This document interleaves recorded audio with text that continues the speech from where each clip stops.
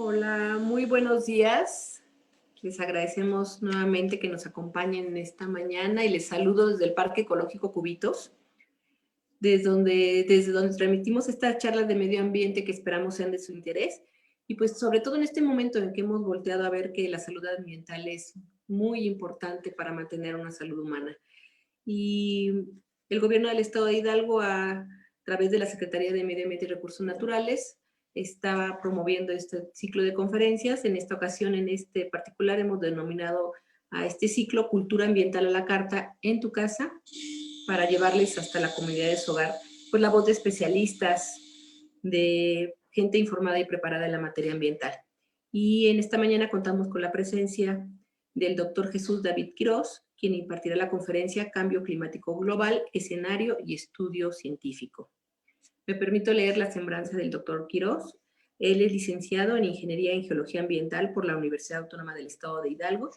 Realizó estudios de posgrado en el Instituto de Geología de la Universidad Nacional Autónoma de México, donde obtuvo los grados de maestría y doctorado en Ciencias de la Tierra.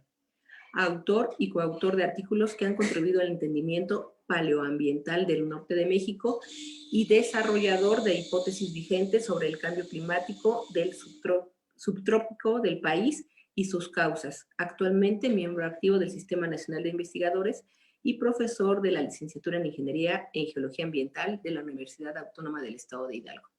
Le damos la más cordial bienvenida al doctor Quirós. Vamos a darle el espacio para que él nos presente su información y al final de su participación daremos paso a que ustedes, si gustan hacernos las preguntas que requieran por vía Face, por el chat del Face, yo se las haré con gusto llegar al doctor Quirós. Doctor Quirós, muchas gracias por atender la invitación y adelante, el espacio es suyo.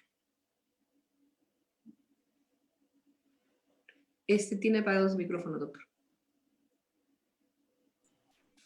Muchas gracias por la presentación. Efectivamente, yo soy de aquí de Pachuca. Me fui a hacer unos cuantos estudios a la Ciudad de México y actualmente pues soy profesor en la Universidad Autónoma del Estado de Hidalgo. Hoy les voy a presentar la charla que denominé Cambio Climático Global, Escenarios y su Estudio Científico. A manera breve, les hablaré de qué se va a tratar esta plática, y es una charla de divulgación en la que hablaremos del cambio climático, el calentamiento global, cuál es la diferencia entre estos dos tópicos, qué es el efecto invernadero, las evidencias del calentamiento global que podemos palpar mundialmente, pero también de manera más local, algunos escenarios de cambio climático que se proyectan al futuro, que estamos viviendo hoy, el cambio climático y calentamiento global, cómo se complementan uno con respecto al otro, porque no son lo mismo. A lo que yo me dedico, que es la paleoclimatología, algunos ejemplos de lo que se ha logrado con paleoclimatología, y al final daré unas pequeñas conclusiones. De inicio, cuando hablamos de cambio climático, es un tema que está en boca de todos. Todos nos referimos a él como que la Tierra está experimentando cosas que no habíamos vivido antes. Pero primero, antes de hablar del cambio climático, quiero dejar en claro qué es el clima. Y se vuelve un poco compleja la cosa. ¿Por qué? Porque el clima son las condiciones atmosféricas que ocurren en un lugar dado en un promedio de tiempo. Se habla de que para que sea clima, debe de ser el promedio de precipitación, de temperatura, de evaporación, digamos que un promedio de 30 años. No siempre podemos cumplir con este periodo, pero son las condiciones que experimenta un sitio en promedio. A diferencia de la meteorología o del tiempo meteorológico, el tiempo es lo que ocurre hoy en día o en un momento dado. Por ejemplo, ayer estaba haciendo frío. Estamos hablando del tiempo, no del clima. Hay que distinguir. Y hay algo que aclarar. El cambio climático es natural. No es algo en lo que nosotros tengamos muchísima inferencia. El cambio climático es natural, solo que hay un pequeño detalle. Lo que estamos experimentando hoy en día, lo estamos provocando nosotros. Esa es la diferencia con el calentamiento global. El calentamiento global lo propician los hombres, los humanos. El cambio climático es algo que se ha dado de manera natural. Y tan es así que en la historia de la Tierra han ocurrido momentos en los cuales el nivel del mar era tan alto, hace alrededor de 100 millones de años, en que ustedes podrían haber tomado un barco desde el Golfo de México, atravesar la mitad de Estados Unidos y llegar a Alaska. ¿Qué propició eso? En parte, el cambio climático. Era tan alta la temperatura en esos entonces que los glaciares estaban muy disminuidos, esa parte de hielo del planeta estaba tan disminuida que subió el nivel del mar completamente. A menor glaciar, mayor nivel del mar. Los dinosaurios, por ejemplo. Los dinosaurios que se extinguieron hace 65 millones de años, ellos vivían en un clima más templado que nosotros, en un ambiente más cálido.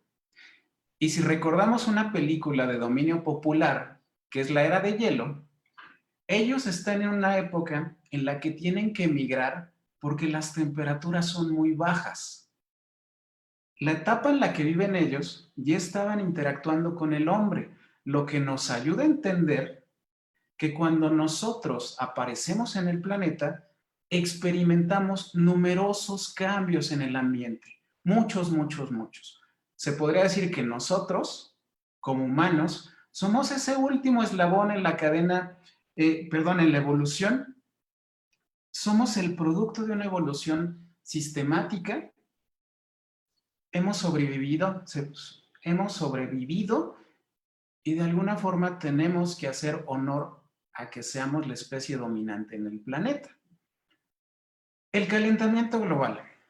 Aquí yo pongo una imagen de la Ciudad de México y es una Ciudad de México que está completamente contaminada. Ese es el ángel de la independencia. Este es el ángel de la independencia y vemos muchísimo smog. Eso implica que nosotros estamos aportando al ambiente algunos gases que no pertenecen a ese lugar. Y al hacerlo, estamos afectando esa atmósfera. El calentamiento global se puso en boga, cobró relevancia a partir de un estudio en 1998 que recogió muchísima información de cambio climático y calentamiento global histórica y previo al análisis instrumental, es decir, cuando todavía no había estaciones meteorológicas. Hubo un científico, de hecho varios, uno de ellos es Thomas Mann, un gringo, un estadounidense, que se puso a recopilar muchos datos y él llegó a la conclusión de que la temperatura del planeta los últimos 1000 años había tenido un descenso gradual.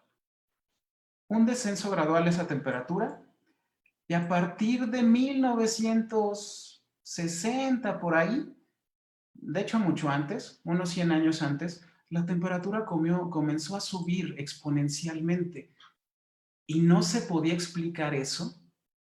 No se podía explicar eso de manera natural. Tenía que existir un componente adicional a lo que ocurría en la naturaleza. ¿Y cuál era ese componente adicional? El hombre. El hombre estaba emitiendo algunas cosas que afectaban al planeta como tal. Estos gases que se emiten en la Ciudad de México calientan el planeta. Y no nada más los de la Ciudad de México, los que emitimos también aquí en la ciudad de Pachuca y en todo el mundo. Esos gases afectan el planeta y lo están transformando. Y lo están transformando de una manera tan drástica que es verdaderamente preocupante. Y todo esto se debe a algo que se conoce como efecto invernadero. El efecto invernadero es una cosa bien especial que a menudo se le echa la culpa de que la temperatura esté subiendo. El efecto invernadero es algo natural. Ustedes lo han experimentado si en algún momento de su casa tienen mucho calor y abren las ventanas. Cuando abren las ventanas, lo que ocurre es que todo el calor que se había generado dentro de la casa sale. ¿Por qué se genera calor en la casa? Porque hay una barrera, las ventanas, las paredes, que no permite salir ese calor. El efecto invernadero es eso. En la Tierra hay algunos gases que cuando entra la luz solar interactúa con ellos y hace que la atmósfera se comience a calentar. Ese es uno de los problemas actuales. Sin embargo, si lo vemos desde un enfoque de ciencias de la Tierra, nos daremos cuenta que sin el efecto invernadero, el Sol no calentaría lo suficiente. ¿Por qué? Porque sin el efecto invernadero, si no existiera este efecto, la temperatura planetaria promedio sería de menos 15 grados centígrados. Imagínense eso, menos 15 grados centígrados, estarlos experimentando. Las condiciones no son idóneas para la vida, al menos como nosotros la conocemos. Y aquí hay algo bien curioso. La atmósfera se compone principalmente de nitrógeno en el 78%, oxígeno en 21% y argón en 0.9%. Y si hacemos un porcentaje de todo lo que tiene la atmósfera, esos tres gases constituyen el 99.9% de todos los gases que hay en el planeta. Y otros gases constituyen solo el 0.1%. Esos otros gases, dentro de esos otros gases, tenemos los de efecto invernadero, que son el dióxido de carbono principalmente, el metano también y el vapor de agua. Esos tres componentes son los más grandes en la atmósfera en lo que se refiere a gases de efecto invernadero. Y tenemos otro, esto es una curiosidad. El gas de la risa, el óxido nitroso, también es un gas de efecto invernadero. E imagínense el problema que tenemos. Constituyen menos del 0.1% y su incremento en la atmósfera está calentando el planeta. Entonces, regularlos es muy importante para regular también lo que nos produce ese efecto invernadero a nosotros. Las concentraciones de los gases de efecto invernadero, especialmente del dióxido de carbono y del metano, se relacionan directamente con la modulación de la temperatura. De esta forma, a mayor CO2, dióxido de carbono, y a mayor metano, la temperatura incrementa. Al contrario, si hay menos de estos gases en la atmósfera, la temperatura disminuye. Eso es una casi regla. Podríamos hablar que los personajes de la era de hielo vivían en un mundo en que los gases de efecto invernadero no estaban no estaban a unas grandes concentraciones. ¿Y por qué me refiero a los personajes de la era de hielo? Porque existieron y realmente enfrentaron esas condiciones de cambio climático. Tal vez no como en la película, pero sí las experimentaron gradualmente y tuvieron que adaptarse. Pero no solo ellos, los humanos también nos tuvimos que adaptar a esas condiciones de cambio en el ambiente. Sin los gases de efecto invernadero, la vida no sería posible. Entonces aquí, la vida como la conocemos no sería posible. Entonces yo hago una pregunta. Quiero dejar en claro esto. ¿Los gases de efecto invernadero son el problema? ¿Son los malos de la película? La respuesta es no. No son los malos de la película. Sin el efecto invernadero nosotros no podríamos ni siquiera existir. El problema actual es que estamos desbalanceando de una manera muy importante lo que era natural. Estamos aportando gases a la atmósfera que de otra forma no podrían haber llegado y el planeta simplemente se está adaptando. Y ahora, evidencias del cambio climático, del calentamiento global, hay muchas, chicos, muchas. Hay por todos lados. En Pachuca también las podemos encontrar. Vemos que hace 1000 años la temperatura era tal. Y esto lo vemos a partir de núcleos de hielo. Después les voy a explicar por qué los núcleos de hielo.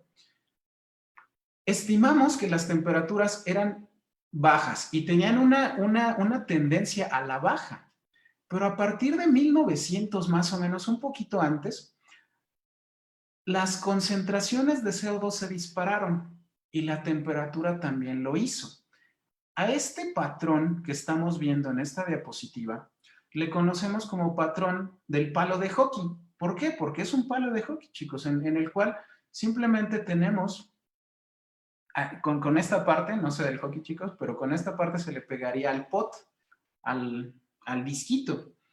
Tenemos evidencias por todos lados, chicos. Otra, los niveles actuales del mar son superiores a los que había en 1950, pero no nada más superiores, sino que son muy superiores. Otra evidencia, cuando en Hawái comenzaron a medir las concentraciones atmosféricas de dióxido de carbono en la década de 1960, las concentraciones eran de alrededor de 320 partes por millón. Esa es una unidad muy pequeña. Pero a partir de esos entonces, y esta medición es del día de ayer, han aumentado alrededor de 100 partes por millón. No quiero abundar en las unidades. Es más bien que quiero que se den cuenta que el cambio es muy, muy grande. O sea, en cuestión de 60 años, las condiciones atmosféricas las hemos transformado con nuestra emanación de CO2, de dióxido de carbono. Evidencias palpables, ahora sí. ¿Cuáles son las evidencias palpables? Este año ha habido un sinnúmero de huracanes. ¿Y por qué se relacionan con el cambio climático, con el calentamiento global? Pues es que los huracanes están condicionados por la temperatura del océano. Si el océano está muy caliente, se dan las condiciones idóneas para que se generen huracanes.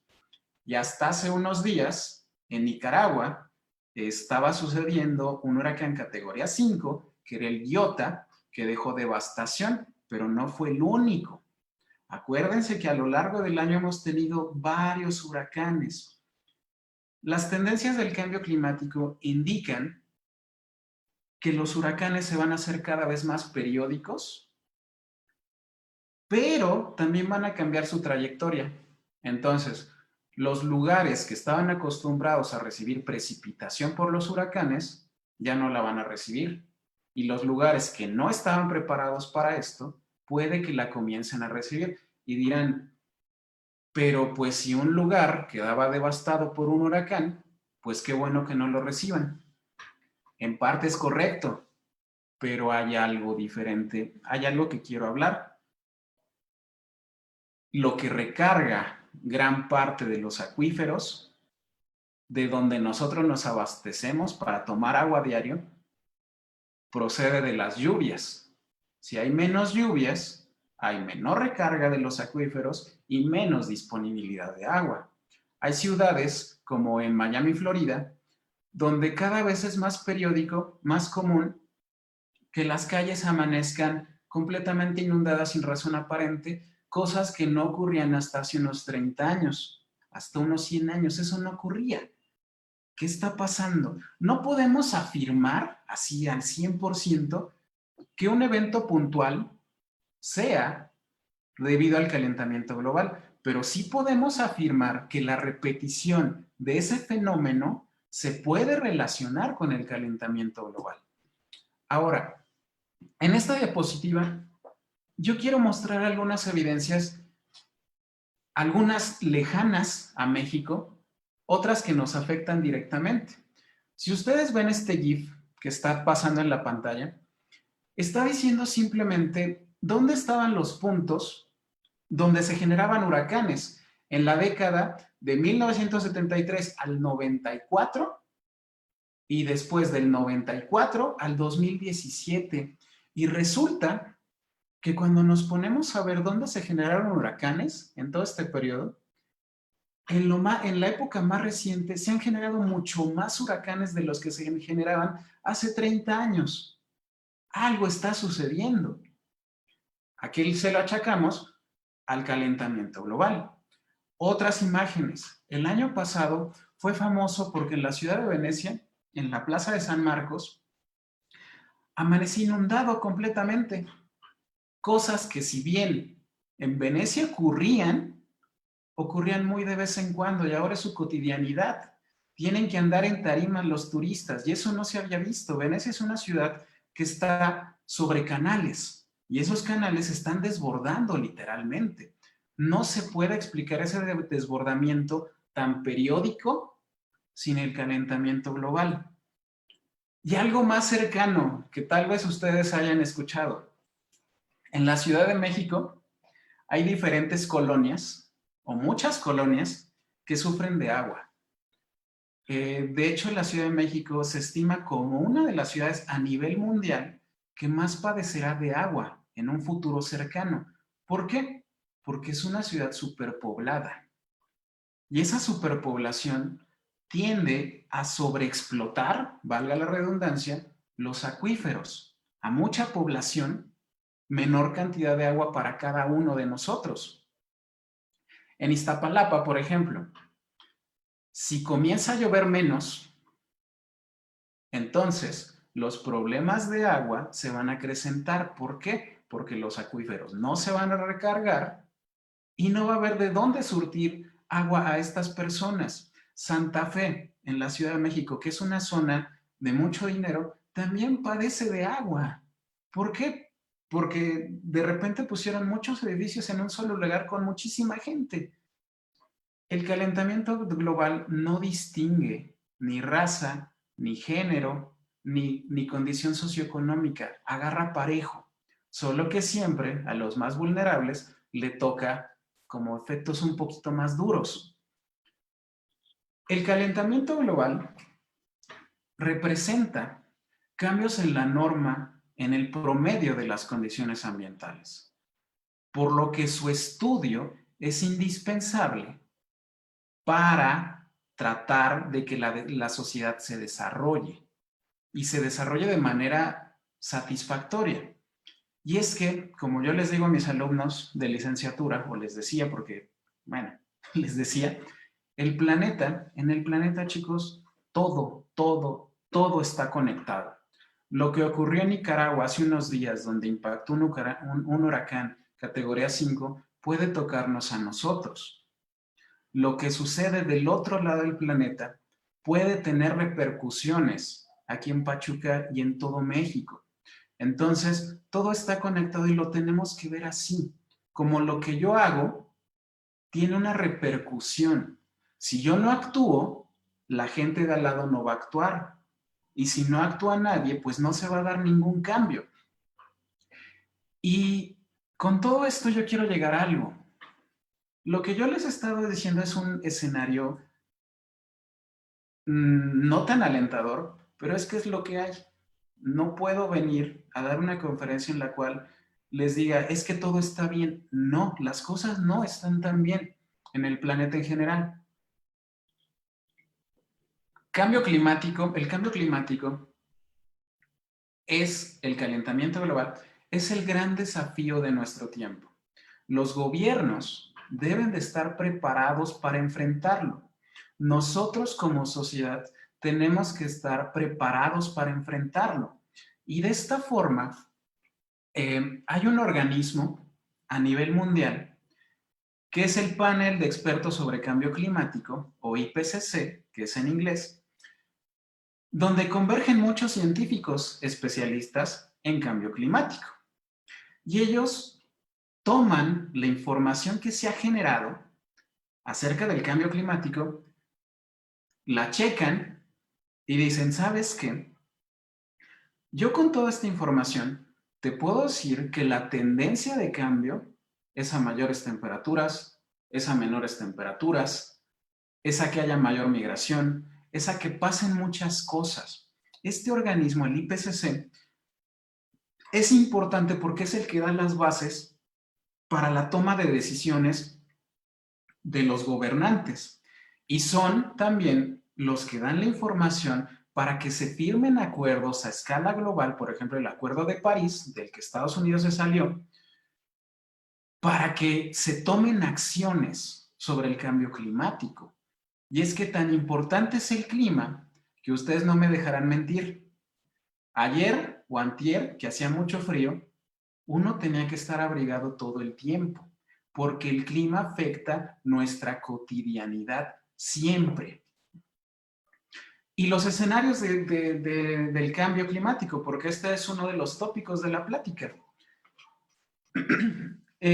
Cuando el panel intergubernamental para el cambio climático se pone a estudiar todo, a analizar los estudios, ellos dicen, ¿sabes qué? Yo estimo que para finales de este siglo, es decir, para el 2090, 2099, si no hacemos nada, las temperaturas van a subir muchísimo, porque es calentamiento global, implica un calentamiento del planeta. Van a subir muchísimo, tanto así como podrían subir hasta 6.4 grados centígrados en el planeta, 6.4 grados centígrados para el 2099. Eso si no hacemos absolutamente nada, si no tomamos conciencia de esto.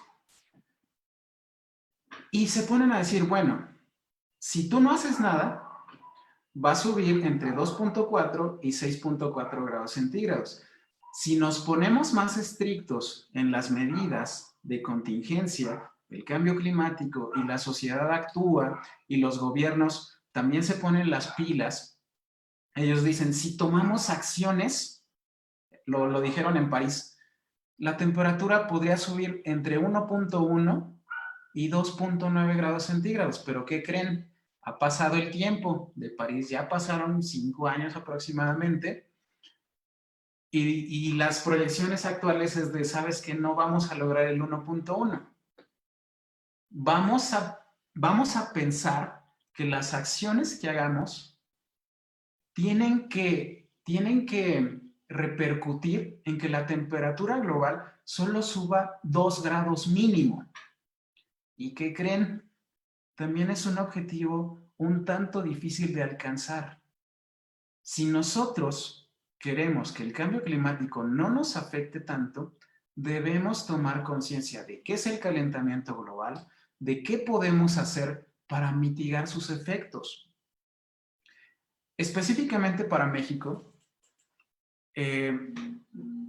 se dice, México, por sus características geográficas, sociales y económicas, va a ser uno de los 5 países a nivel mundial, uno de los primeros 5 que más sufrirá los efectos del calentamiento global.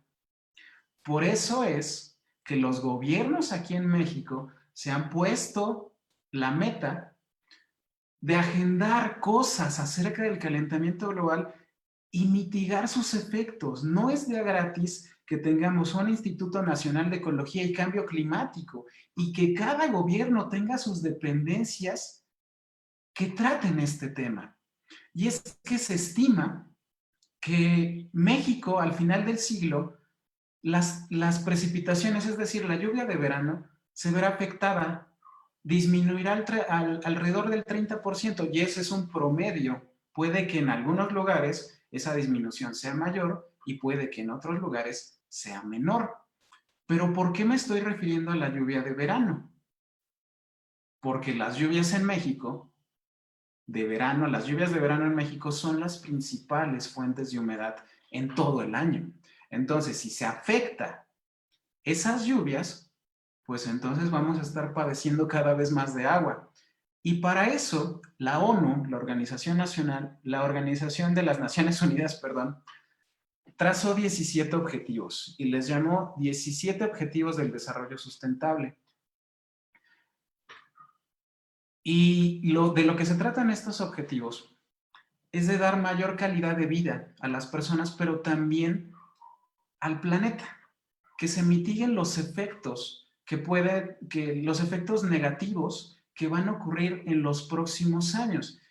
Y estos objetivos deben de cumplirlos los gobiernos si quieren gobernar de manera satisfactoria, pero no nomás los gobiernos, nosotros como sociedad también nos tenemos que poner las pilas para que no nos afecte tanto el calentamiento global y pobreza, inmigración y hambrunas y otras cosas. ¿Por qué?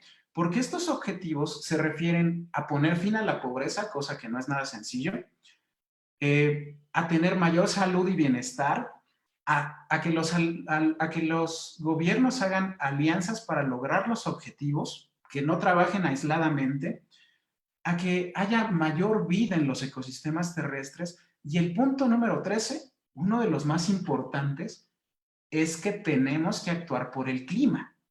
Y les vuelvo a repetir, no es nada más cuestión del gobierno, es cuestión de todos nosotros, actuar por esto. En México, esto es algo que no me gusta decirlo, pero lo tengo que decir, en México todos los estados de la República sufrirán los estragos del calentamiento global, pero donde hay menor disponibilidad de agua serán los más afectados. ¿Cuáles son estos lugares? Pues las regiones áridas. ¿Y qué creen? Si nosotros vemos el mapa de México, resulta que más del 30% de todo el territorio es una zona árida. Los estados del norte del país serán los más afectados, pero no serán los únicos, porque aquí en Hidalgo también tenemos una zona árida. Entonces, si la zona ya padecía de agua, puede que en un futuro padezca aún más de agua. Si ustedes recuerdan, no hace mucho había un problema en el norte del país porque se le estaba dando agua a los Estados Unidos. Y dirán, pues es agua. Hace algunos años era, pues es solo agua. Pero es que actualmente ya no nada más es agua, sino es un recurso que es indispensable y que cada vez será más escaso. Y ahora, ¿cómo llegaron los científicos a las construcciones de escenarios del cambio climático? ¿Cómo proyectan que la temperatura va a subir? Pues a partir de estudios que sí me digan temperatura y precipitación, pero no nada más de estaciones meteorológicas donde lo hacen actualmente, sino de lugares que hayan guardado ese registro. ¿De dónde pueden ser esos lugares? Todos conocemos los árboles, espero que todos conozcamos los árboles. Si ustedes parten un árbol a la mitad, van a ver anillos. No de todos, pero de la mayoría de los árboles van a ver anillos. Esos anillos indican el crecimiento de los árboles. Si es grande ese anillo, las condiciones de crecimiento fueron favorables.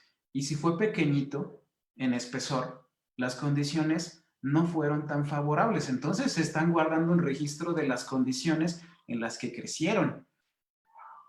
En este ámbito en el que yo me desarrollo, que es el cambio climático a partir de geociencias, buscamos lugares que hayan guardado el registro ambiental de los alrededores. De esta manera, siguiendo todos estos, haciendo una compilación de estudios, llegamos a la siguiente gráfica. Esta es una gráfica es un registro que se da en los núcleos de hielo de Groenlandia. Se saca un pedazo de hielo y se comienzan a medir algunos parámetros. Y refiere a la temperatura del hemisferio norte para los últimos 120,000 años. Y lo único que sabemos, perdón que lo diga así, pero una conclusión es que la temperatura en el hemisferio norte, y que también le pega mucho a México, ha sido muy variable. No hay algo homogéneo. Las temperaturas siempre fluctuaron a lo largo de 120,000 años y mucho antes.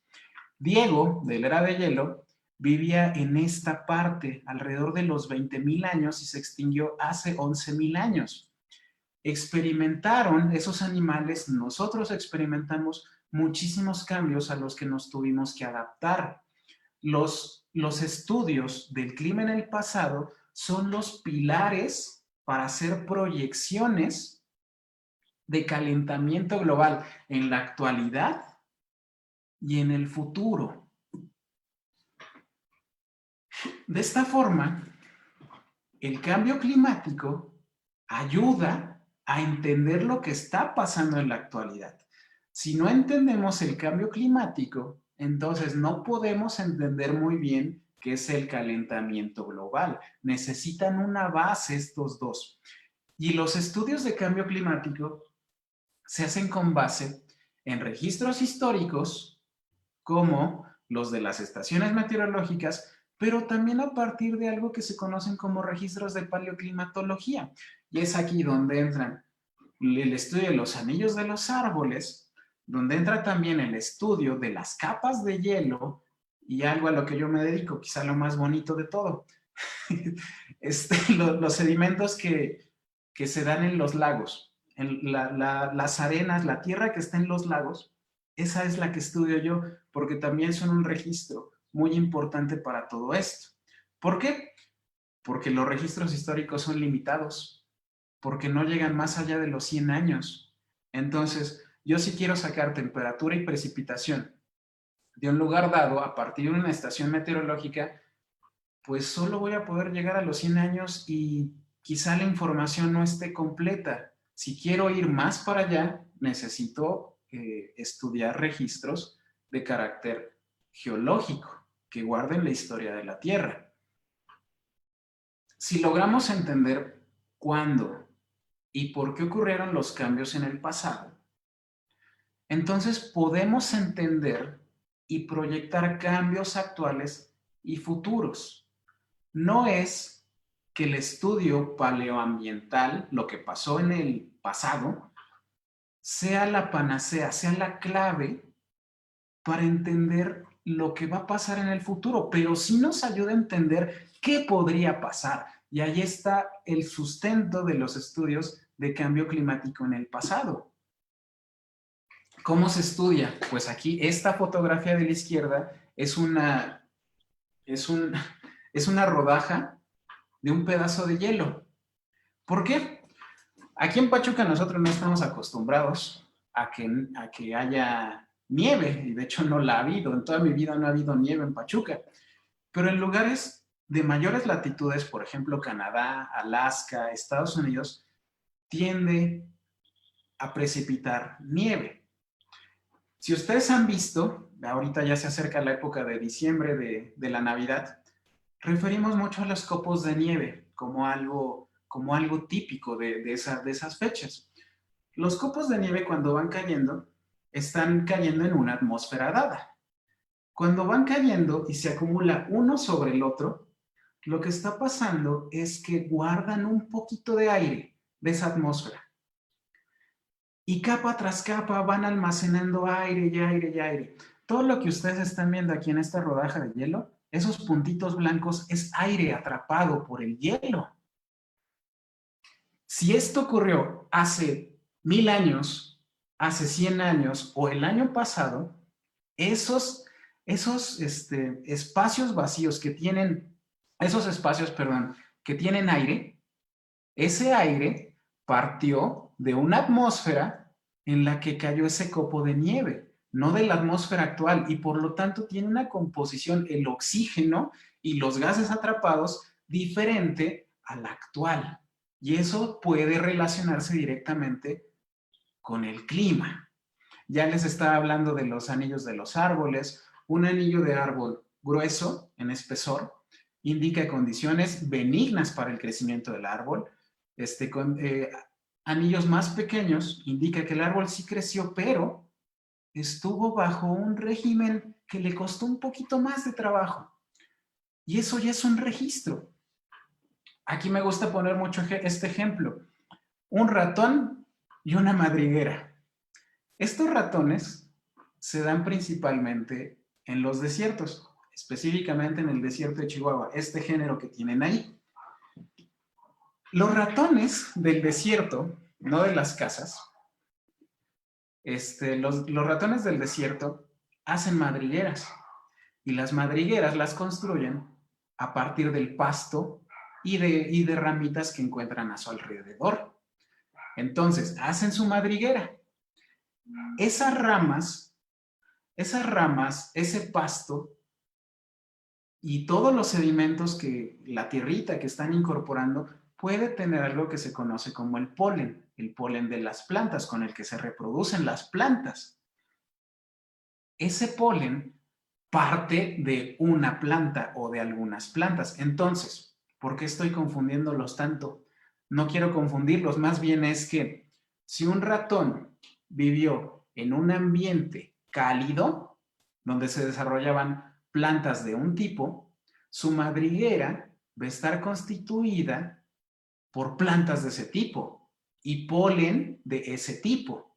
Pero si ese ratón o la siguiente generación de los ratones crecieron en un ambiente más frío y las plantas cambiaron, plantas que toleraban más el frío, pues la madriguera guardará registro de esas plantas de los alrededores. Entonces, el ratón que vivió hace 10 años y el ratón que vive ahora involuntariamente almacenaron información de su entorno. Y nosotros como geocientíficos, de lo que nos encargamos es de ir a madrigueras de los ratones, ya viejas, ya deshabitadas, no se preocupen por los ratones, y analizar lo que hay ahí. Sacar edades a partir de una técnica que se llama radiocarbono o carbono 14, quizá la han escuchado. Lo ponemos en un marco temporal, decimos, ¿sabes qué? Este polen que yo estoy encontrando es de hace 10,000 años.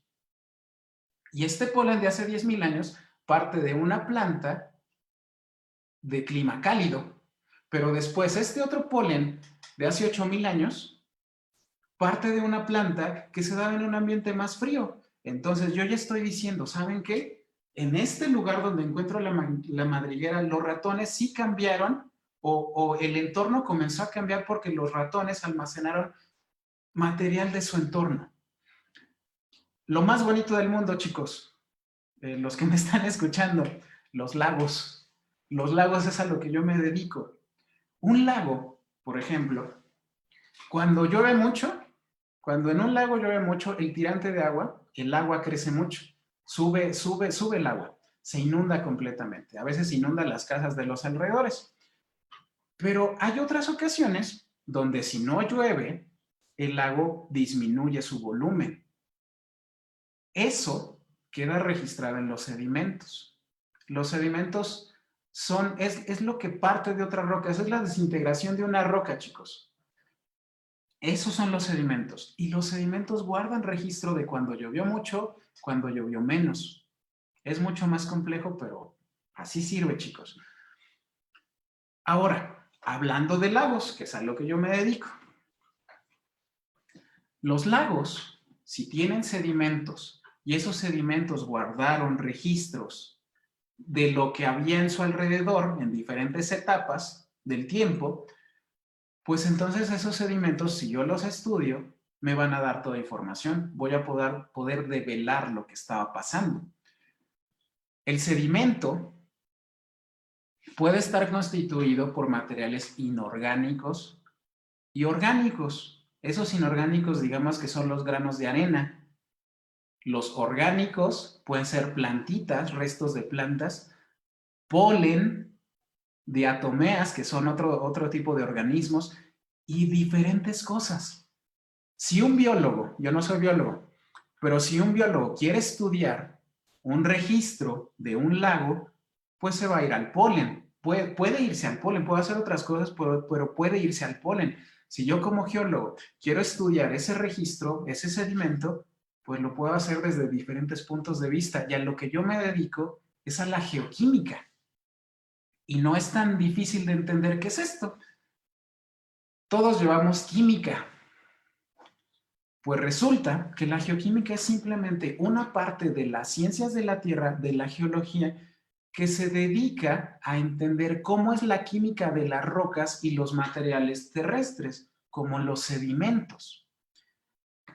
Básicamente, en un lago, lo que yo hago es ir, excavo un hoyo, hago una trinchera, saco muestras, pequeños pedazos de sedimento de diferentes niveles de esa trinchera. Hago análisis y cuando hago esos análisis, la información resultante es química, son los elementos que hay ahí. Y los elementos que hay en un lago o que hay en cualquier parte dependen de lo que tiene a su alrededor.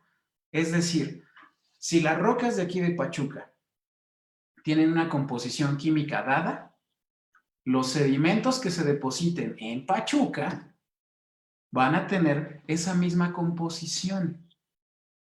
Entonces, si las condiciones del entorno están cambiando, los sedimentos guardan esos cambios. Y yo al estudiarlos a partir de geoquímica, estoy diciendo, ¿sabes qué? Esas condiciones fueron tales y tales y tales y tales. Mayor temperatura, mayor precipitación, mayor evaporación, condiciones secas, mayor lluvia, etcétera, etcétera, etcétera. Se pueden sacar muchísimas cosas. Por lo tanto, se estudian los sedimentos desde diferentes enfoques. Si hay alguien aquí que quiere estudiar biología, puede hacer paleoclimatología. Si hay alguien aquí que hace geografía o quiere dedicarse a la geografía, también puede hacer paleoclimatología. Yo, que soy geólogo, también puedo hacer paleoclimatología, a pesar de que la mayor parte de los estudios geológicos se dedican a otra cosa. El razonamiento de un lago, de por qué funcionan, es el siguiente. Si las condiciones del entorno de un lago fluctuaron en el tiempo, los sedimentos debieron registrar esos cambios. Si estudiamos los sedimentos, podremos develar la información que almacenaron y reconstruir las condiciones de diversa índole en el pasado. ¿Cuáles condiciones? Precipitación, temperatura, evaporación, sequía, etcétera, etcétera, etcétera. Y ya para no aburrirlos tanto, esta figura que yo les estoy mostrando es de mi trabajo de maestría. No pongo así el volumen de cómo se llega a esto. Les estoy dando las bases. Pero básicamente en un lago del estado de Chihuahua, en un lago que se llama Babícora, permítanme, pudimos develar, mi equipo de trabajo y yo, a partir de los sedimentos, que hace 79,000 años y 67,000 años existía un lago que estaba muy crecido.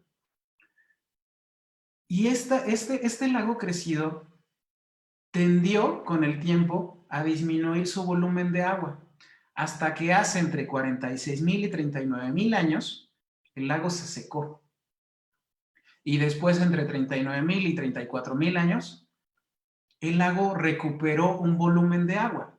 ¿De qué sirve todo esto? Porque es muy bonito hablar del cambio climático, lo que yo les estoy diciendo, pero debe tener alguna aplicación. Pues es que resulta que en estos periodos ya existían las personas. Estas condiciones pudieron afectar a las personas que ya habitaban México. Y el sustento del cambio climático, de los estudios de cambio climático, muchas veces es identificar cómo pasaron nuestros antepasados las condiciones de su entorno. Por ejemplo, otra evidencia, y esta evidencia es mía, de un estudio que hice en maestría ya hace algunos años. Cuando se reúne muchísima información de cambio climático, podemos llegar a estos mapas. Este es el mapa de hoy en día, el de la figura de arriba. El mapa de hoy en día. Si ustedes se dan cuenta, conocemos Groenlandia, sabemos que hay un pedazo de hielo ahí. Identificamos el Sahara, que es un desierto muy grande. México está por acá. Hay muchas cosas por ahí. Pero cuando recopilamos información paleoclimática, de cambio climático, en el tiempo, llegamos a la conclusión de que hace 21,000 años, en un periodo conocido como el último máximo glacial, de 21 a 19,000 años, los glaciares, los casquetes polares en el hemisferio norte estaban súper crecidos. El hielo llegaba hasta Nueva York, inundaba gran parte de Canadá, había hielo en el desierto de Chihuahua, aquí en México, había hielo en los Andes, había hielo por todas partes. A partir de los estudios de cambio climático en el pasado, llegamos a estos mapas y tal vez se les sigue haciendo muy ajeno. todo esto, porque ocurrió hace 21,000 años. Hace 21,000 años nosotros ya estábamos en el planeta.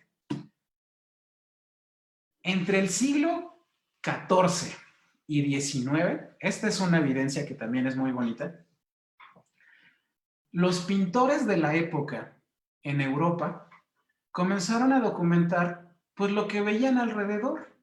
Y resulta que estos pintores, el Támesis, el río Támesis, el que pasa al lado del Parlamento en Inglaterra,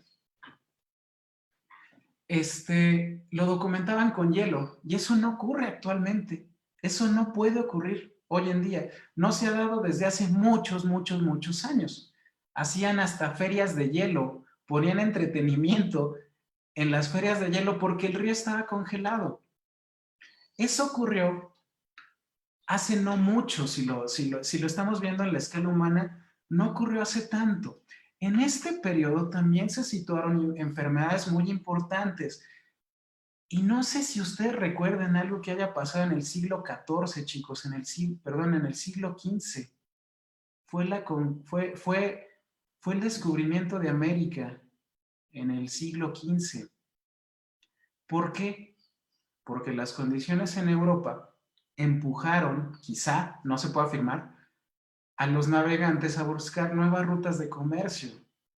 Y un despistado, bueno, así lo pintan como un despistado que no sabía dónde iba, llegó a América, Cristóbal Colón.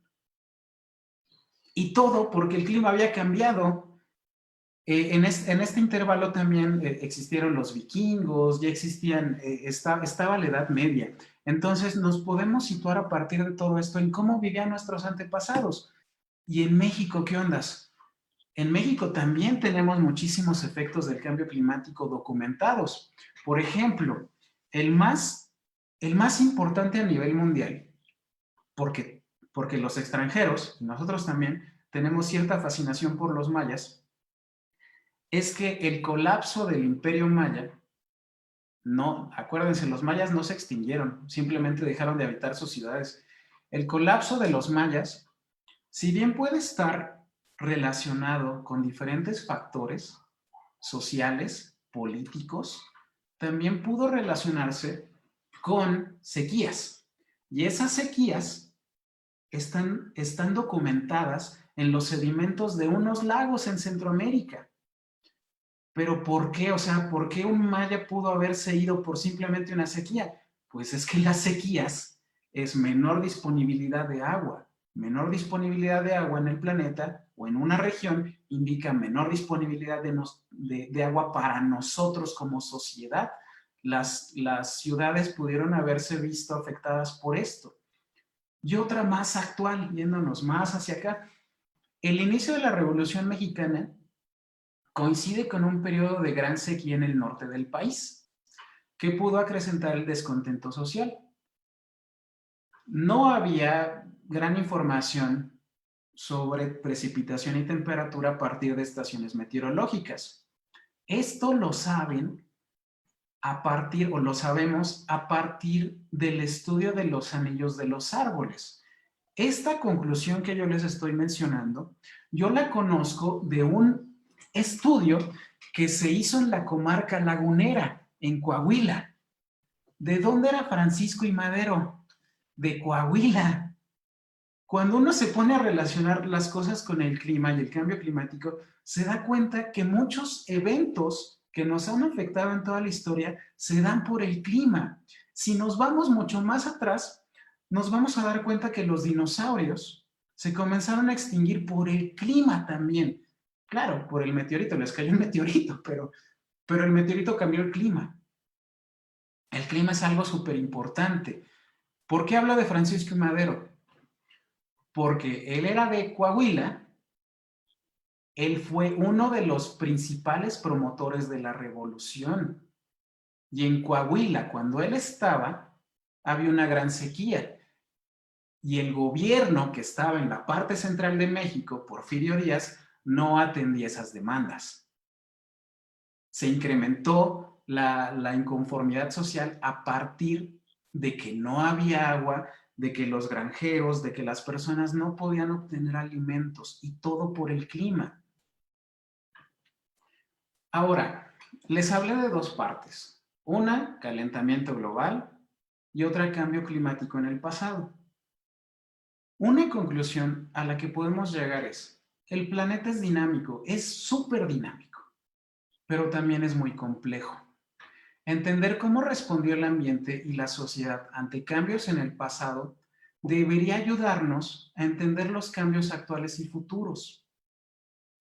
Este es uno de los preceptos más importantes para el estudio de cambio climático, pero hay un pequeño detalle. Aquí yo quiero resaltar una palabra, complejo. El planeta es muy complejo y el clima también es muy complejo. Tanto así que si nos referimos a meteorología, al tiempo meteorológico, es tan complejo que a pesar de que tenemos unas supercomputadoras, si hoy les dicen en la mañana, va a llover, ustedes se llevan su paraguas y no llueve, y al otro día les dicen, va a volver a llover y no llueve, chicos. Y al tercer día les dicen, ¿saben qué? Hoy no va a llover. Ah, no, pues ya no me llevo mi sombrilla. ¿Y qué pasa ese día? Llueve. ¿Por qué? Porque modelar el clima, porque modelar las condiciones meteorológicas es algo súper complejo. Entonces, esa complejidad del clima a la complejidad de la Tierra le agrega una complejidad gigantesca a entender cómo funciona. Por eso es que se necesitan tantísimos estudios. Los estudios que yo les presenté de la Revolución Mexicana, de que el palo de hockey, de todo eso, no parte de uno o de dos o de tres, parte de cientos de estudios. Las proyecciones parten de cientos de estudios y aún así no podemos saber así perfectamente qué va a pasar, solo tener una idea. Por eso, cuando yo les hablaba de los escenarios, les decía, puede subir entre 2.5 y 6 grados. Es un rango gigantesco. El tema, el tema aquí, y ya estoy cerrando la plática, es, el calentamiento global ya está. No es si va a ocurrir. El calentamiento global no es solo una hipótesis, es una teoría y las teorías ya tienen bases, están casi sustentadas. El problema con el calentamiento global no es si va a ocurrir, ya está ocurriendo. La cuestión no es si subirá la temperatura, sino evitar que suba aún más. Y es que ustedes dirán, ¿2 grados qué es? 2 grados no es mucho, pero esos 2 grados los hubiéramos querido tener ayer, que hacía mucho frío. Esos 2 grados de temperatura que se incremente representan el derretimiento de los glaciares, la subida del nivel del mar. Y si nos vamos con nuestros compadres de Veracruz o de las costas, nos vamos a dar cuenta que muchos de ellos sí están resintiendo el calentamiento global visible. Todos lo estamos resintiendo, pero ellos lo están palpando todo el tiempo. ¿Por qué? Porque están viendo cómo sube el mar, cómo los huracanes de repente les pegan más fuerte. ¿Acaso todo está perdido? Porque la plática de hoy, pues, es un poco desalentadora, pero es lo que hay. ¿Acaso todo está perdido? ¿No podemos hacer nada? Pues sí, sí podemos hacer algo y no todo está perdido. Aquí es donde yo abogo a su calidad humana y a su responsabilidad. Podemos hacer diferentes cosas. Algunas que yo pongo es, una, cambiar energías fósiles por renovables. Eso implica, porque no es que lo dejemos de utilizar, lo ideal sería interrumpir el uso de energías de combustibles fósiles, pero ni así lo frenaríamos el calentamiento global. Acuérdense, todo es mitigar sus efectos, hacer que no sean tan fuertes los efectos que tenga con nosotros. Cambiar energías fósiles por renovables. No lo podemos hacer porque todos usamos coche, pues entonces úsalo menos. Trata de usar más el transporte público. Híjole, ahorita está un poquito complicado por la pandemia, pero trata de utilizar más bicicleta, por ejemplo. Alimentos. Consumir menos carne o de plano dejar de hacerlo. ¿Y por qué digo consumir menos carne? Porque yo he tratado de ser, he intentado ser vegetariano y no puedo. Me falta como una fuerza de voluntad, pero no se trata nada más de dejar de comerla. No van a cambiar a las personas que están a su alrededor, sino disminuir ese consumo de carne. ¿Por qué? Porque a mayor carne, el ganado necesita mayor terreno. Ya no hay terrenos. ¿De dónde sacan esos terrenos? Pues de la tala de árboles. Si hay menos árboles, hay menos organismos que puedan captar el dióxido de carbono en la fotosíntesis y enfriar un poquito el planeta. Todo está conectado. En cuestión de la naturaleza, pues necesitamos conservar que ya no se talen árboles y expandir los bosques, selvas y praderas, todo lo que sea natural. Dejar que el planeta simplemente comience a regularse. Población. Imagínense que este es un problema que no sé, no, la verdad no sé bien cómo solucionarlo. Eh, por cada día en el planeta, cada día nada más, nacen 200 millones de personas. 200 millones es más de la población que tiene México. Tenemos que hacer algo para que no haya mucha más población o que ya no crezca de manera tan exponencial. Y una propuesta que se hace es aumentar la educación. ¿Por qué? Porque se sabe que a mayor nivel educativo de las personas tienen menos hijos o no los tienen. Otras medidas que podemos implementar, pues yo se los dejaría de tarea. ¿Qué se puede hacer? Esta es una imagen del Parque Nacional de los Glaciares en Estados Unidos, una fotografía de 1931 comparada con una fotografía del 2010. Es un glaciar, es hielo, lo que tienen aquí en esta parte blanca. Y esto, la fotografía de abajo, ya no tiene hielo. Es prácticamente ahora lo ves, ahora no lo ves. Y ya para cerrar, disculpen, pero lo tengo que decir. No es una frase mía, es una frase de una activista sueca, que es Greta Thunberg, que dice, ella dijo, y lo dijo ante muchísimas personas, dicen amar a sus hijos, entonces, ¿por qué les están arrebatando el futuro? Ella se refiere al calentamiento global. Otra cosa, y esto no nada más es mío, el conocimiento para mitigar los efectos del calentamiento global ya está, ya se sabe por qué opera. No es que nos tengamos que esperar a que estudiemos todo el planeta y decir, ¿sabes qué? Está ocurriendo esto y esto y esto y por esto. No, el conocimiento ya está y es aplicable. Lo que tenemos que hacer es conciencia como sociedad para que no nos afecte tanto el calentamiento global. Y como diría un grupo que me gusta mucho, los números no deciden, decidimos nosotros. Eso es todo por mi parte. Muchas gracias por escucharme. Me apasiona mucho el tema. Espero no haberlos aburrido de más. Muchas gracias, doctor Quiroz. La verdad que es mucha información, mucha reflexión la que nos estamos llevando.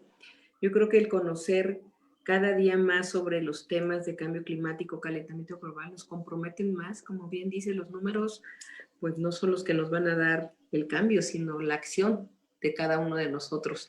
Así es.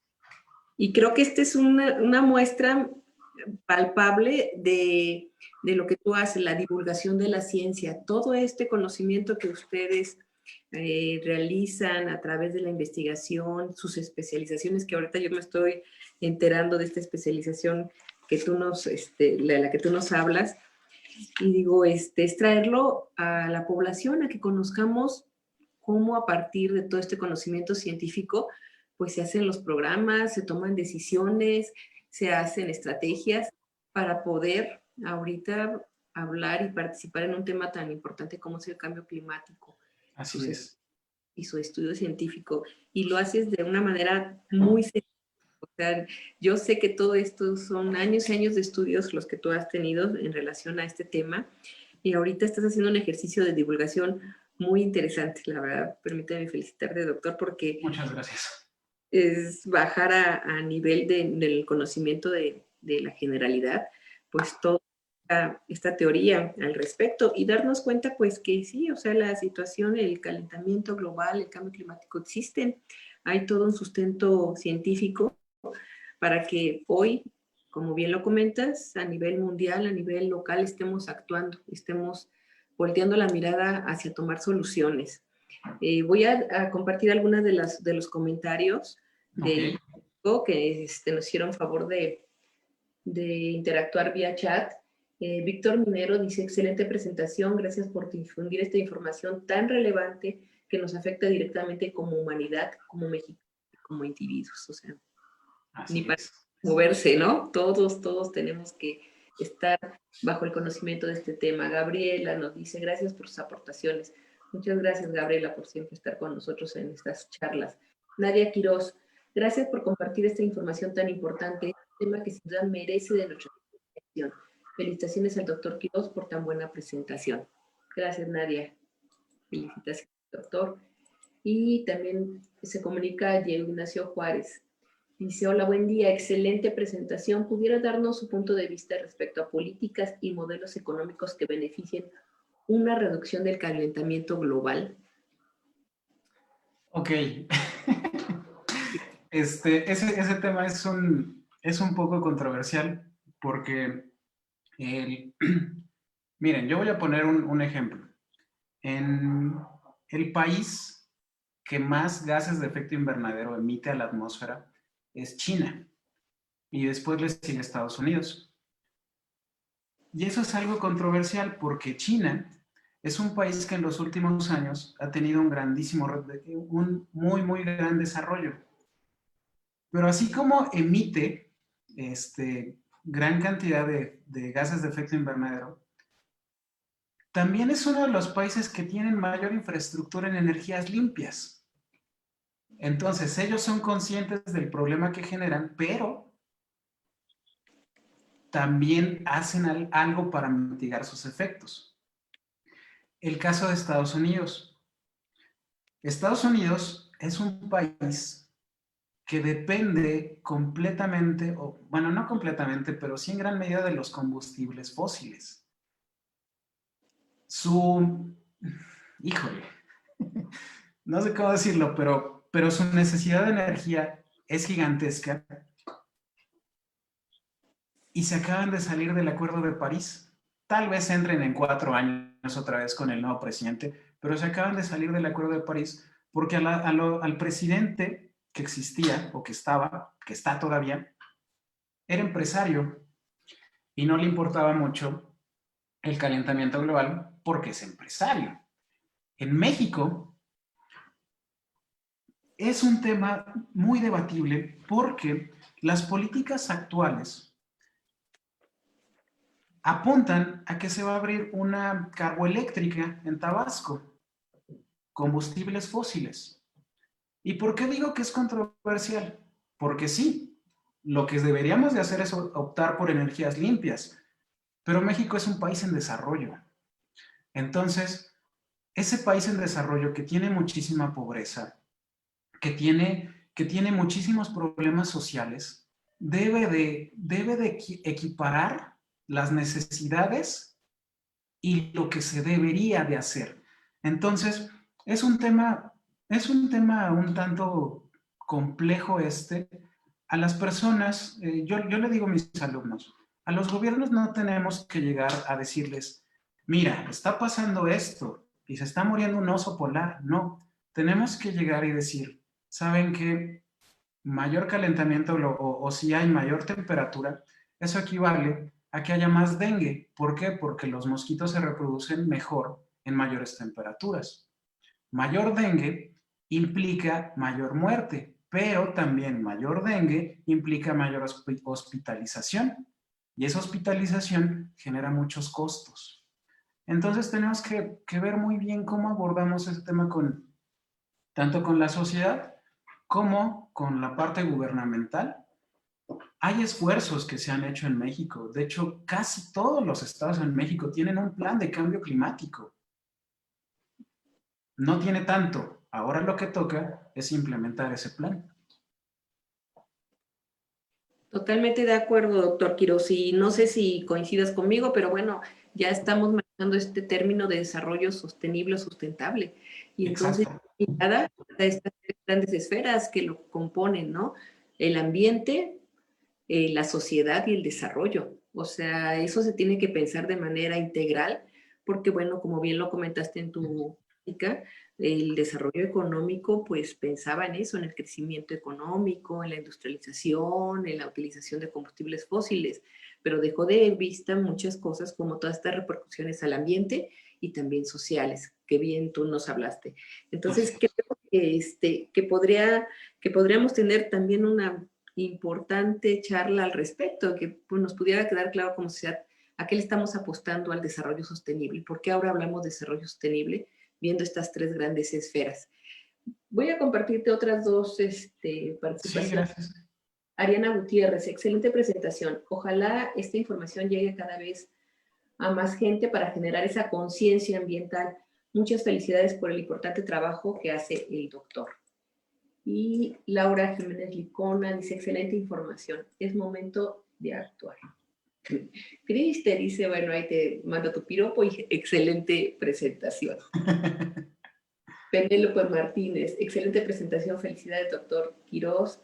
Norma Inés Rodríguez, excelente, mucha y valiosa información, un gran ponente, apasionado, felicidades.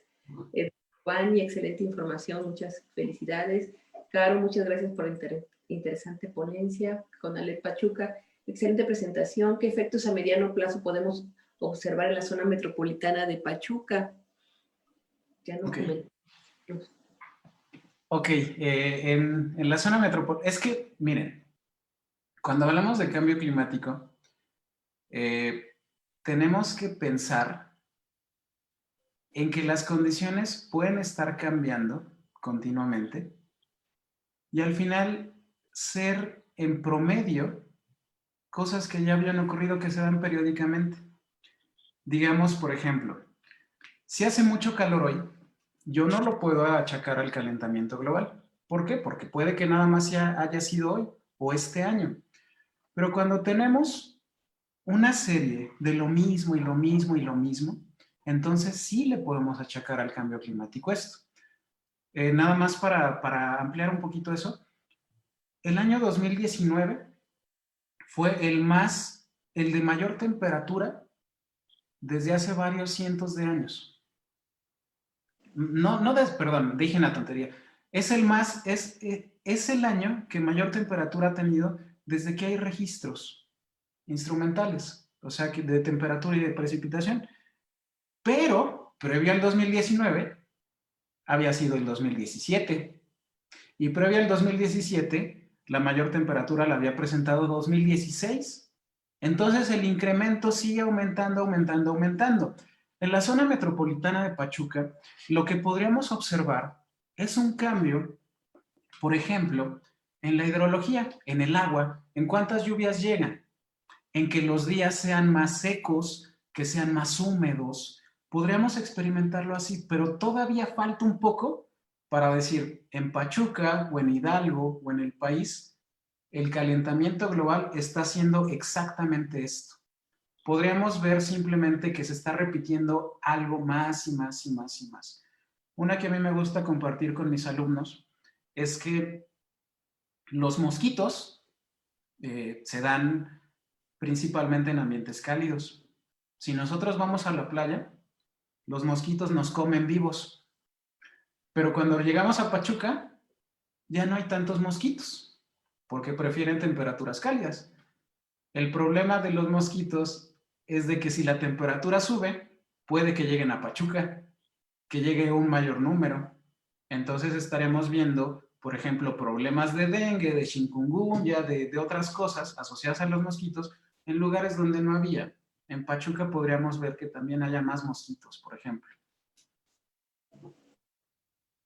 Ok, muchas gracias, doctor. Del Héctor Tapia Fernández dice, doctor Quirós, saludos desde el Colegio del Estado de Hidalgo. Mencionó que los eventos hidrometeorológicos, sequías, frentes fríos, huracanes, han aumentado en los últimos 100 años por los efectos de los gases de invernadero. y estamos viviendo las consecuencias en la actualidad y viendo el sufrimiento de muchas personas. Falta reforzar las políticas de ordenamiento territorial y el análisis de estas problemáticas antes de que lo suframos en Hidalgo. Doctor, si me permites también aquí comentar algo, y bueno, lo comentábamos antes, previo a que comenzamos la partida al doctor Quirós, que el Estado de Hidalgo ya está trabajando de manera pues muy seria en atender la cuestión del cambio climático. Y aparte de que trabajamos con un programa de cambio climático, ya tenemos un plan de estrategias de acción ante el cambio climático.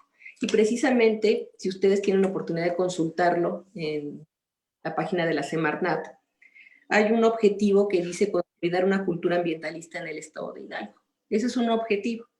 ¿Cómo lo llevamos a la práctica? Pues a través de este tipo de conferencias, de esta información, a través de llevar a la población pues esta información en donde nosotros, la población, empecemos a sensibilizarnos sobre esta realidad que, como bien lo comentó el doctor, existe, ya no es una hipótesis, es una teoría, y pues incrementar las probabilidades de que más nos sumemos, nos involucremos tanto en la mitigación como en la adaptación del cambio climático. Entonces yo los invito también a consultar este documento, que es el documento rector de las estrategias que el Estado de Hidalgo va a llevar a cabo de acción ante el cambio climático, y que hace algunos meses lo presentó el gobernador, el licenciado Omar Fayad, lo presentó ya a la sociedad, y que bueno, es la importancia de este tipo de documentos rectores es que se lleven a la práctica, de que todos los que estamos involucrados aquí, porque no solamente aquí está gobierno, aquí está la participación también de la academia, de los jóvenes, de los empresarios, de los gobiernos en sus diferentes niveles, el municipal, porque este es un asunto, este es un problema que debemos enfrentar todos. Y conozcamos más, tendremos por ahí también, yo invitaré también al director de sustentabilidad de la Secretaría de Medio Ambiente para que nos hable sobre la plataforma de cambio climático, que es un instrumento de tecnología para poder nosotros también visualizar cuáles son las acciones pertinentes por regiones para mitigar estos efectos de cambio climático, y también sumarlas a esta plataforma y poder contabilizar como Estado cuánto estamos aportando a los compromisos que debe de cumplir México como país que atiende las acciones de mitigación de gases de efecto invernadero y de mitigación al cambio climático. Así es. Y doctor, estamos abiertos a que comentemos esto ya en una reunión más cercana aquí con las diferentes áreas que conforman la Secretaría, para que sumemos esta parte y nos vinculemos tanto a academia como sector gubernamental. Y leo una última participación. Fabricio Percastegui dice: un saludo, doctor Quirós, excelente presentación. ¿No cree que el principal problema es la sobrepoblación? ¿Y cómo afecta el comportamiento de consumismo? Bueno, la población sí es es el tópico principal. Se habla de que por mucho que uno haga de que deje de usar el auto, de que deje de comer carne, no tiene el mismo efecto y ni siquiera se le asemeja a no tener hijos. Una sola persona produce muchísimos gases de efecto invernadero. Yo no digo que no tengan hijos. Más bien se trata de ser responsables con nuestro entorno. Tenemos que mitigarlo de alguna forma todo esto. El consumismo, pues sí, definitivamente el consumismo es un gran problema que acrecenta las cosas del planeta. Por ejemplo, en la situación actual, la situación actual del COVID, de la pandemia, más allá de lo que está pasando y todo, también se puede relacionar con el calentamiento global. ¿Por qué? Porque a mayor ganadería, por ejemplo, ya lo había explicado, a mayor ganadería se requieren mayores pastizales, mayores lugares de donde alimentar a la población, al ganado y después a la población. Pero cuando existe ese consumo o esa pérdida de bosque y de entorno natural, entran en contacto animales que no estaban en contacto hasta ese entonces. Entonces ese contacto, si ustedes lo piensan, es el que hizo o uno de los que produjo la situación actual.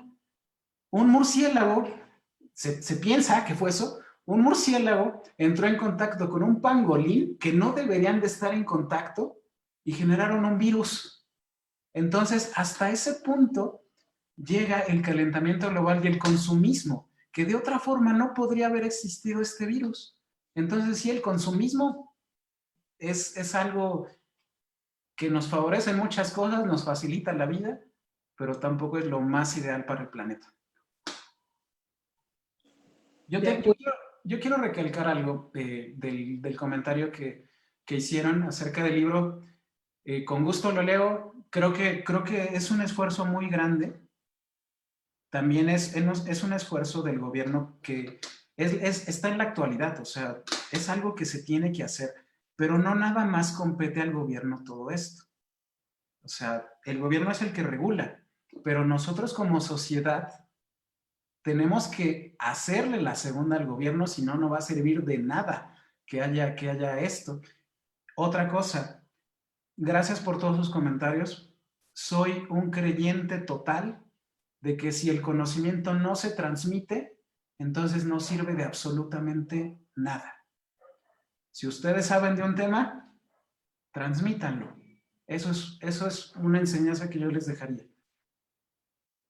Excelente, doctor Quirós. Y pues leo un comentario también de Adel Cortés. Dice, agradezco su ponencia, doctor Quirós. Consecuencias del cambio climático, como menciona, provocará migraciones masivas de personas que serán denominados como refugiados del cambio climático.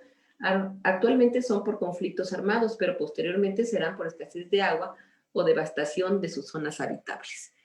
Así es. Y es realmente muy fuerte, pero real.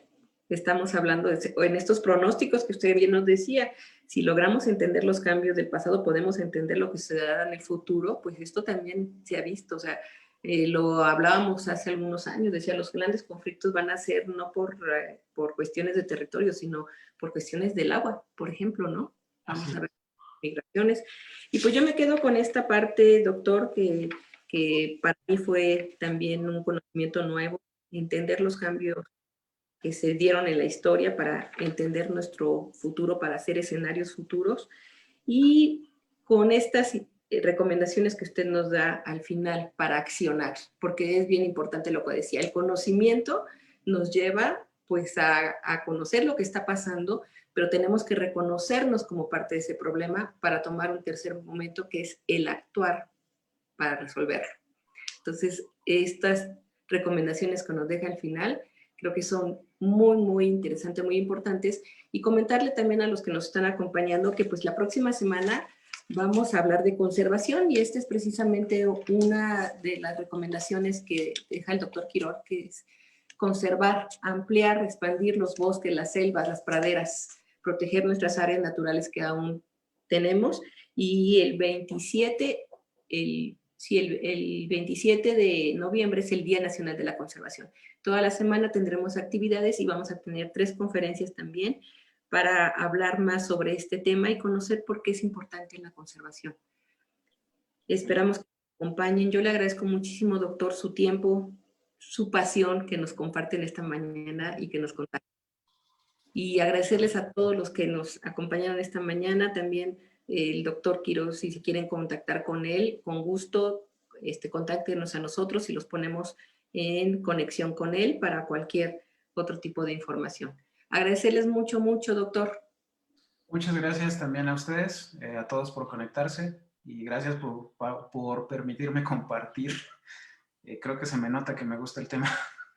No, claro que se te nota, y eso es lo importante, que los que estamos metidos en el tema ya no podemos hacernos a un lado. Al conocerlo tenemos que divulgarlo, tenemos que contagiar a los demás por esta necesidad tan grande que tenemos de conservar la vida, porque hablar de conservar la vida. Muchas gracias, doctor Quirós. Muchas gracias. Acompañen, y pues gracias a la tecnología a través de esta posibilidad de conectarnos a distancia. Muchas gracias. Buen día para todos.